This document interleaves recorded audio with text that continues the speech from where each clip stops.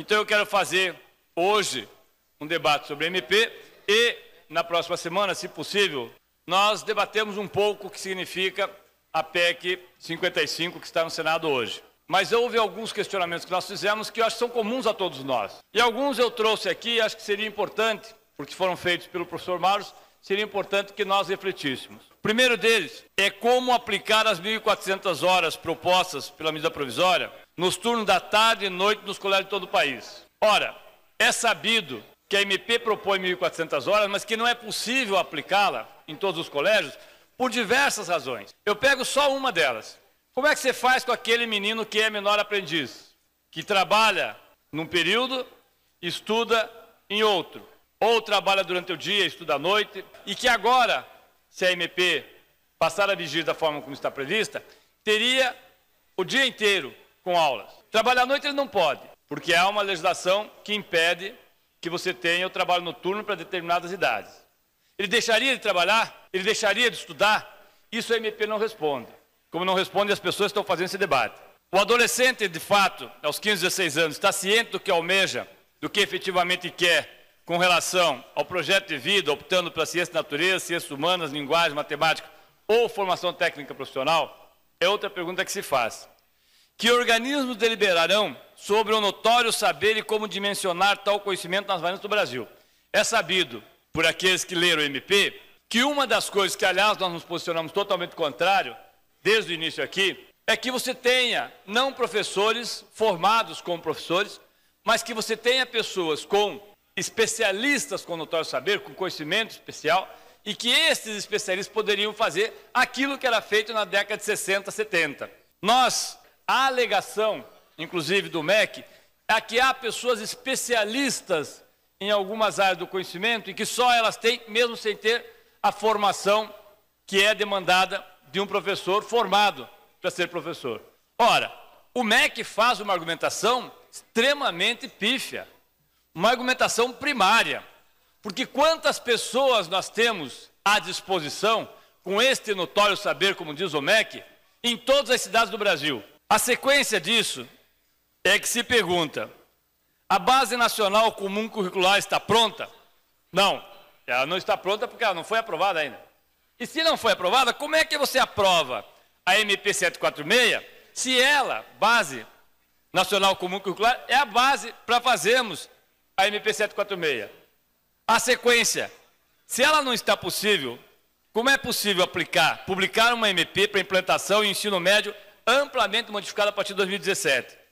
Como será possível atender os estudantes que exercem funções laborativas, como eu coloquei anteriormente aqui? Qual será, ou o que ocorrerá, e essa é uma pergunta que eu faço, e é bom que aqueles que nos assistem, que têm filhos em escolas particulares, como fica o currículo da escola privada com 1.400 horas? Hoje 800 passa 75% a mais. Ela vai fornecer alimentação para o aluno? Ela vai cobrar a mais por esse aluno? Porque hoje ela cobra por um tanto de horas. Ela vai aumentar em 75% o número de horas e vai cobrar a mais? Ou os pais não sabem que as escolas privadas vão cobrar a mais? Como se dará o acesso ao ensino superior via concurso vestibular? Como se dará o acesso ao ensino superior via Enem, SISU, ProUni, FIES? A MP aguardará as deliberações da BNCC, mas de que forma se estabelecerá o encaminhamento de jovens e adultos? Os materiais produzidos até o momento e a própria organização do sistema de ensino precisa de uma ordenação em concordância com o novo ensino médio. Como se dará isso? A formação dos professores para a junção das áreas de ciência e natureza, ciências humanas, linguagem, matemática e formação profissional precisa existir já nas IES. Concordo? Existir na universidade, nos institutos de ensino superior, com as respectivas licenciaturas. Qual será o procedimento do MEC com relação a essas universidades? Como ficam, senhores deputados, senhoras deputadas, inclusive os senhores deputados, têm contato com os deputados federais que não quiseram fazer esse debate? A pergunta que nós gostaríamos de fazer aos deputados federais que vão votar é: como ficam os materiais didáticos já contratados pelas editoras junto ao MEC ou estabelecimentos privados com vista a 2017 2018? Vai reescrever tudo? De que forma? Por intermédio das áreas definidas, as 5? O MEC definirá isso? Até quando? As licenciaturas do ensino superior passarão a se pautar pela base nacional? E como as IES poderão validar os créditos obtidos no ensino médio, em que pese qualquer ajuste, quando virão os parâmetros?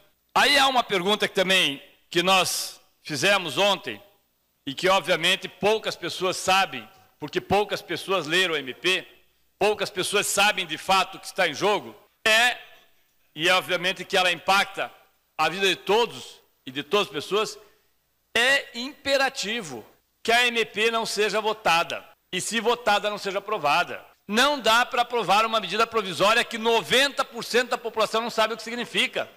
E o que me espanta é que as pessoas estão indo fazer o debate ideológico sem terem minimamente o conhecimento teórico do que significa a MP e a tragédia que ela é para o ensino de forma geral, da forma como ela está posta. Aí também não se sabe, a maioria das pessoas não sabe, que a medida provisória ela não vai ser alterada como seria um projeto de lei.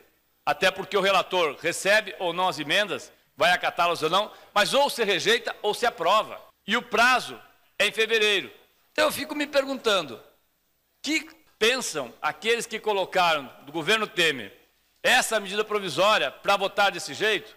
O que pensam os deputados federais que não quiseram fazer o debate aqui no Paraná, que envolve inclusive meninos que estão aqui, envolve jovens que estão hoje, alguns estavam ocupando as escolas, outros não estavam ocupando, eram favoráveis, eram contrários, envolve todo esse pessoal, e o que é pior, os deputados não conhecem a MP. Nós não podemos fazer esse debate às cegas. É óbvio que tem um conteúdo ideológico muito grande nesse processo, mas também é óbvio que nós precisamos ter o conhecimento teórico. 90% das pessoas que eu perguntei, Marley Fernandes e Hermes, que são professores que estão aqui, o que significa o BNCC? Não sabem. Não sabem. Deputados que estão votando MP e que não sabem o que é Base Nacional Comum Curricular. E como é que um deputado desse vota? Como é que ele altera a nossa vida para os próximos 10, 15, 20 anos? Como que as pessoas se enfiam num debate sem sequer ter lido aquilo que ela é contra, que ela é a favor? Então fica muito difícil. Eu quero mais uma vez aqui registrar que eu faço um apelo para que nós possamos fazer o debate que não foi feito na semana sobre MP 746, sobre a PEC 55. O mínimo é que nós tenhamos o conhecimento. O mínimo é que nós possamos dizer por que somos contra ou a favor. O mínimo é que nós tenhamos coerência. O mínimo que a gente pode fazer é ler. E aí fica, pelo menos, uma sugestão. Que leiam a MP, que leiam a PEC e que a gente possa fazer um bom debate. Obrigado, senhor presidente e senhores deputados.